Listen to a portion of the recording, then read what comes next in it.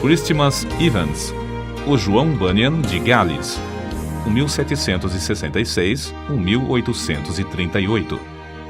Seus pais deram-lhe o nome de Christmas porque nasceu no dia de Natal, Christmas em inglês, em 1766. O povo deu-lhe a alcunha de pregador caolho, porque era cego de um olho. Alguém assim se referiu a Christmas Evans. Era o mais alto dos homens, de maior força física e o mais corpulento que jamais vi.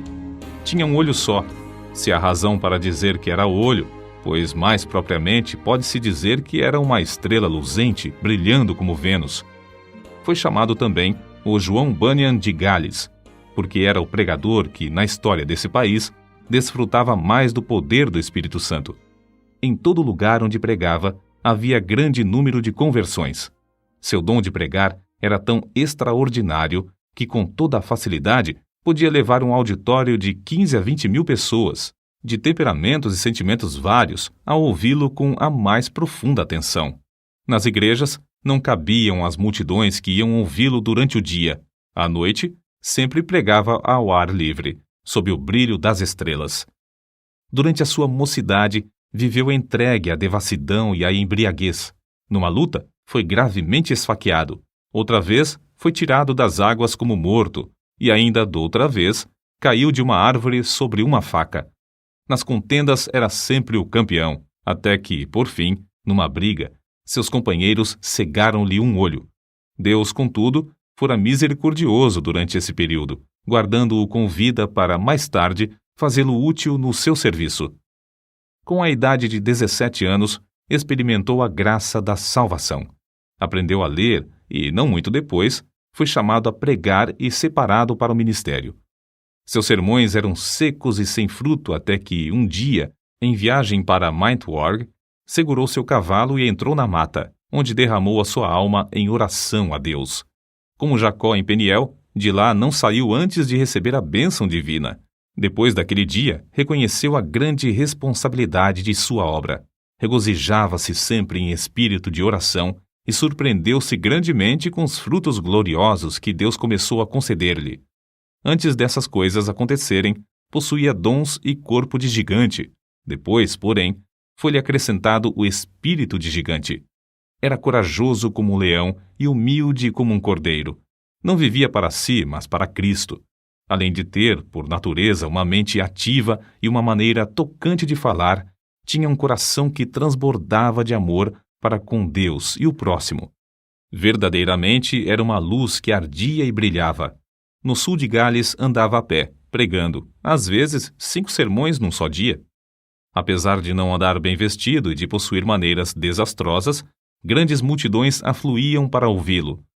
Vivificado com o fogo celestial, subia em espírito como se tivesse asas de anjo e quase sempre levara o auditório consigo. Muitas vezes, os ouvintes rompiam em choro e vivenciavam outras manifestações, coisas que não podiam evitar. Por isso, eram conhecidos como saltadores galeses. Era a convicção de Evans que seria melhor evitar os 2 extremos, o excesso de ardor e a frieza demasiada. Deus, porém, é um ser soberano e opera de várias maneiras. A alguns, ele atrai pelo amor, enquanto a outros, ele espanta com os trovões do Sinai, para acharem preciosa paz em Cristo. Os vacilantes, às vezes, são por Deus sacudidos sobre o abismo da angústia eterna, até clamarem pedindo misericórdia e acharem gozo indizível. O cálice desses transborda até que alguns, não compreendendo, perguntam: por que tanto excesso? Acerca da censura que faziam aos cultos, Evans escreveu: admiro-me de que o gênio mau, chamando-se o anjo da ordem, queira experimentar tornar tudo na adoração a Deus em coisa tão seca como o Monte Gilboa. Esses homens da ordem desejam que o orvalho caia e o sol brilhe sobre todas as suas flores, em todos os lugares, menos nos cultos ao Deus Todo-Poderoso. Nos teatros, nos bares e nas reuniões políticas, os homens comovem-se, entusiasmam-se e são tocados de fogo como qualquer saltador galês. Mas, segundo eles desejam, não deve haver coisa alguma que dê vida e entusiasmo à religião. Irmãos, meditai nisto. Tendes razão ou estáis errados? Conta-se que, em certo lugar, havia 3 pregadores para falar, sendo Evans o último. Era um dia de muito calor. Os primeiros 2 sermões foram muito longos, de forma que todos os ouvintes ficaram indiferentes e quase exaustos. Porém, depois de Evans haver pregado cerca de 15 minutos sobre a misericórdia de Deus, tal qual se vê na parábola do filho pródigo, centenas dos que estavam sentados na relva, repentinamente, ficaram em pé. Alguns choravam e outros oravam sob grande angústia. Foi impossível continuar o sermão. O povo continuou a chorar e orar durante o dia inteiro, e de noite até o amanhecer. Na ilha de Anglesey, porém, Evans teve de enfrentar certa doutrina chefiada por um orador eloquente e instruído. Na luta contra o erro dessa seita, começou a esfriar espiritualmente. Depois de alguns anos, não mais possuía o espírito de oração nem o gozo da vida cristã. Mas ele mesmo descreveu como buscou e recebeu de novo a unção do poder divino, que fez a sua alma abrasar-se ainda mais do que antes.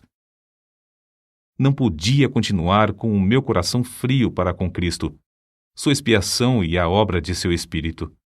Não suportava o coração frio no púlpito, na oração particular e no estudo, especialmente quando me lembrava de que, durante 15 anos, o meu coração se abrasava como se eu andasse com Jesus no caminho de Emaús. Chegou o dia, por fim, que nunca mais esquecerei. Na estrada de Dowdley, senti-me obrigado a orar, apesar de ter o coração endurecido e carnal. Depois de começar a suplicar, senti como que pesados grilhões que caíssem e como que montanhas de gelo se derretessem dentro de mim. Com esta manifestação, aumentou em mim a certeza de haver recebido a promessa do Espírito Santo. Parecia-me que meu espírito inteiro fora solto de uma prisão prolongada, ou como se estivesse saindo do túmulo num inverno muitíssimo frio. Correram-me abundantemente as lágrimas, e fui constrangido a clamar e pedir a Deus o gozo da sua salvação, e que ele visitasse de novo as igrejas de Anglesey, que estavam sob meus cuidados. Tudo entreguei nas mãos de Cristo. No culto seguinte, senti-me como que removido da região estéril e frígida de gelo espiritual para as terras agradáveis das promessas de Deus. Recomecei, então, os primeiros combates em oração, sentindo um forte anelo pela conversão de pecadores, tal como tinha sentido em Lane. Apoderei-me da promessa de Deus. O resultado foi que vi, ao voltar a casa, o Espírito operar nos irmãos de Anglesey, dando-lhes o espírito de oração com importunação. O grande avivamento vivido pelo pregador contagiou o povo em todos os lugares da ilha de Anglesey e em todo o Principado de Gales. A convicção de pecado, como grandes enchentes, passava sobre os auditórios. O poder do Espírito Santo operava até o povo chorar e dançar de alegria.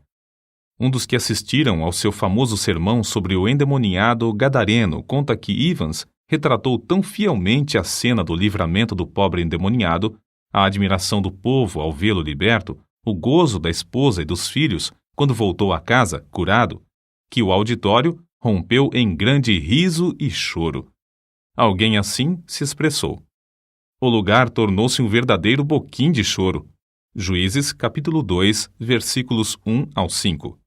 Outro ainda disse que o auditório ficou como os habitantes de uma cidade abalada por um terremoto, correndo por fora, prostrando-se em terra e clamando a Deus. Não semeava pouco, portanto colhia abundantemente. Ao ver a abundância da colheita, sentia seu zelo arder de novo, seu amor aumentar, e era levado a trabalhar ainda mais.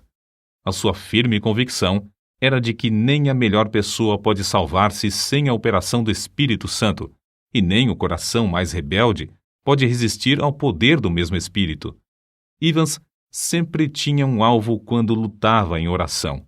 Firmava-se nas promessas de Deus, suplicando com a persistência de quem não pode desistir antes de receber.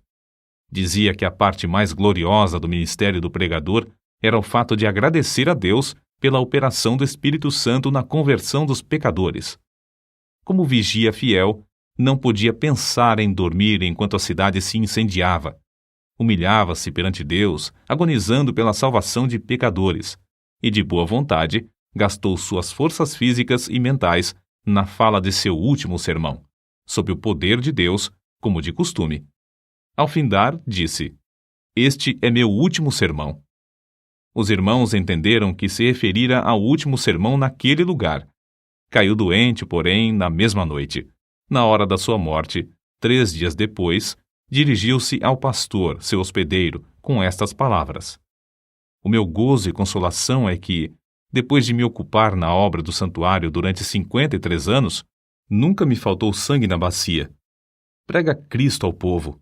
Então, depois de cantar um hino, disse: "Adeus, adeus." E faleceu. A morte de Christmas Evans foi um dos eventos mais solenes de toda a história do Principado de Gales. Houve choro e pranto no país inteiro.